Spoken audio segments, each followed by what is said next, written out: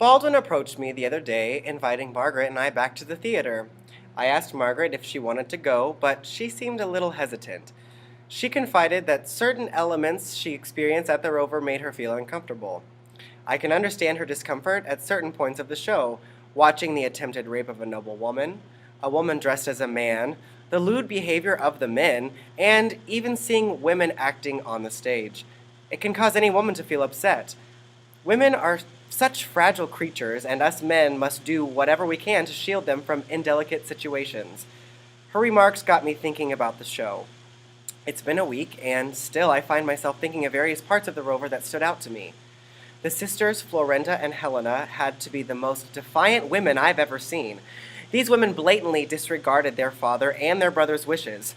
Florinda had no respect for her father's desire to have her marry Don Vicentio, and her brother's plea for her to marry Don Antonio. And Helena, designed to be a nun, concocts this plan to run away to the carnival and have her way with men. The absurdity of these women's actions cannot be understood. If my Marjorie behaved in such a manner and defied my authority as her father, I would be outraged. It is my fatherly duty to make sure she finds a suitable husband and is taken care of.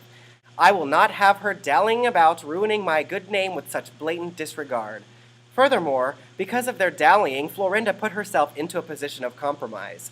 By disregarding her status and her familial responsibilities, she opened herself up to the situation that occurred with Wilmore. The attempted rapes are nothing but a fault of her own design. By standing outside late at night, how was Wilmore to know that she wasn't a woman of the night? Luckily, Belleville recognizes her screams and comes to her aid.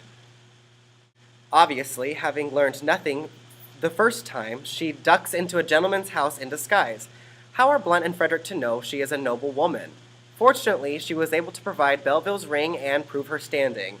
I feel that it's Pedro's duty to protect his sister from these scenarios. Without their father present, he is standing as the head of the family, and therefore it is his responsibility to care for his sisters.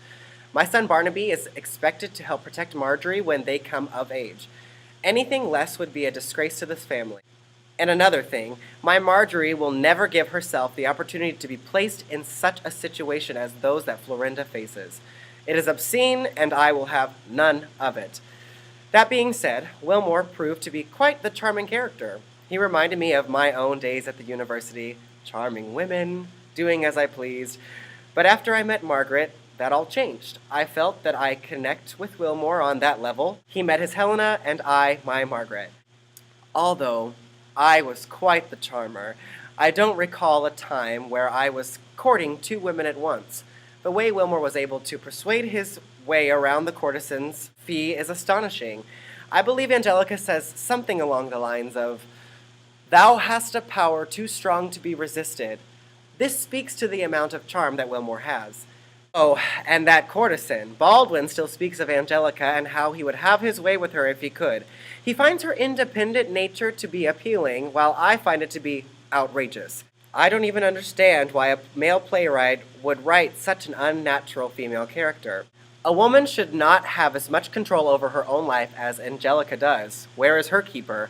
Furthermore, the notion that she wants to seek revenge on Wilmore is ridiculous.